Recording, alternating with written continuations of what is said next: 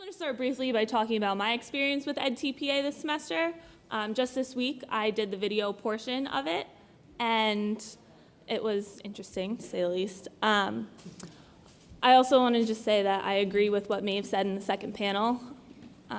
Everything there was accurate with what I've experienced. I'm at a very rural school up in central New York, so when we had to hand out the permission slips for the video, I immediately received, before I could even continue talking about it, received feedback about conspiracy theories from the 8th graders. So that's how that part of that went. And this was with my best class. The stress associated with edTPA, I feel stressed that I'm here and not working on edTPA. And I also feel like my lesson plans, since I've finished the 3 taped lessons that I did, have been suffering because of it. I'm more concerned now with 3 lessons compared to each additional lesson, and that it's not fair to my students for me to be focused on these 3 lessons after they've been completed. In addition, we are doing a unit on the Great Depression, and I found a really great letter from Homer, New York, which is about 5 minutes from Cortland and about 45 minutes from the school that I'm student teaching at. And we were told at Cortland not to include the state that we're in because you're not supposed to know anything about the teacher candidate for edTPA. So I had to omit New York in the letter. And I made sure before students could even say New York to switch the subject so that the evaluators didn't know where I was from, essentially. So that's a little bit about my experience with edTPA. So last semester at Cortland, well, let me start with, in the spring, we were fortunate enough to have a group of students who piloted edTPA. Pretty sure that most of them failed, but we were able to take those experiences to kind of help with our methods class last semester. So at the beginning of the semester, one of our first classes, we were talking about edTPA, and it was a similar conversation to this where everyone was asking a lot of questions about it and just bringing up all the issues, except there was a lot more yelling in that class than there is here, thankfully. So me and my classmate, Ryan Aldrich, were really, really upset that class, and we wanted to do something about edTPA, and we just didn't know how yet. So give it a couple classes more, and Ryan came up to me and said, I definitely want to do something. Will you help me to help articulate the issues that we're having with edTPA? And of course, I said yes. So we decided to come up with a plan of action. And we spent a couple of different sessions brainstorming ideas, what were our main issues with edTPA. And the first thing that we came up with in our plan of action was to write a letter to the members of the State Education Committee, which many of them are also on the Higher Ed Committee, and to mail those letters to those members. There's 49 members. So we drafted this letter with all of our main issues, and let me just go over a couple of the issues that we have. The questionable practices of Pearson Incorporated, the rising costs for teacher candidates, and in the letter I have a little chart so it makes it very easy for the senators and assemblymen to read about the costs. So for the academic literacy skills test, which is one of the new tests, it costs $131. The Educating All Students test, another new test, is $102. The content specialty test is $119, but that's subject to change after May 2014. edTPA, $300. Last semester we had heard that it might increase to $350. A 12-month subscription to TaskStream, which is how we submit edTPA, is $42. So for those alone, it's almost $700. That's not including the cost to apply for certification and the cost of an iPad, which we were pretty much told would be very, very helpful in the taping of the edTPA. So I ended up getting an iPad, so that brings costs up to over $1,000 for that alone.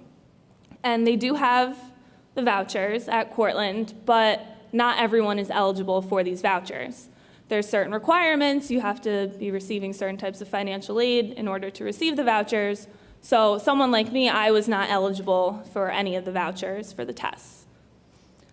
Another issue is the unanswered questions about edTPA. So ones that we had included in our letter were that there was no passing score at that point We didn't find out the passing score until the end of last semester, which was a huge issue for us. We went an entire semester not knowing what was going to be required to pass. The lack of feedback from Pearson, as we know, it's pretty much what you got out of the rubric score. The lack of clarity in the edTPA handbook. We have read that multiple times. There's still things, I'm going through it now. I have no idea what I'm supposed to be writing about. I feel like I'm repeating myself over and over again, and I don't know that that's an accurate assessment of my teaching. The video responsibility and confidentiality issues. One of our big questions is, are we responsible for maintaining the confidentiality of our students? If so, how long are we responsible for that? We have these video permission slips. We were told that we can get rid of them after we're done student teaching. But what happens to the videos after we've sent them in? If they're going to hold them for 2 years, are we responsible then for 2 years after we've been working with these students for maintaining their confidentiality? A lack of professionalism in the language of edTPA-related materials. One of our big issues is from the Making Good Choices handbook, which is the handbook on how to complete edTPA properly. And one of the lines from that we included in the letter is, the use of titles, opening and closing credits, a musical soundtrack, or special effects must be left to Hollywood, as reviewers will be examining only what the video shows you and your students doing within the learning segment. We took a lot of issue with the phrase must be left to Hollywood. We thought that was completely unprofessional for a handbook that has to do with an assessment that determines if we can become a certified teacher. So we made sure to include that. The ever-evolving changes for certification. We know that there's these 2 new certification tests that we had to take for graduation in May, and if they're going to be changing the CST, that's another change on top of now we have to do the edTPA as well. We also have an issue with the immediate implementation of edTPA. We're not sure, there hasn't been enough piloting of edTPA. We agree that it's important for teachers to have high standards, but do we know yet if edTPA is both a reliable and valid measure of teaching ability? So we sent this letter out to all 49 members of the State Education Committee. We received 1 letter back. We also then decided to send out an email later in the semester to the same members, received 1 email back. So then we decided also, in addition, to start a petition. And thankfully, the petition has been really up and running this semester. We had a paper petition last semester, which we had passed around when Cortland hosted Alan Singer for a talk about Pearson. And that got a lot of signatures, got the word out a bit more. We decided to use change.org as our platform for an online petition. And I can check right now to let you know exactly how many people it's up to. It's up to 2,588 supporters. And it's been every day increasing more and more, which has been really great to see. There's also been a lot of media coverage now about it. Just in the past couple of weeks, there's recently an article in the Syracuse Post-Standard. There was an article in Low HUD down in Westchester.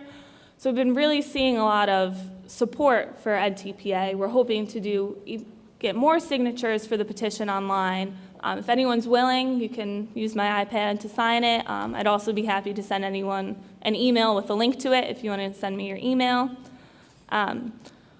But basically, that's what we've been doing at Cortland. It's really great to see that so many people are interested in this issue and willing to do something about this issue. We're hoping that all of the work that we've been doing will actually lead to some kind of change. And I think that's all I have to say.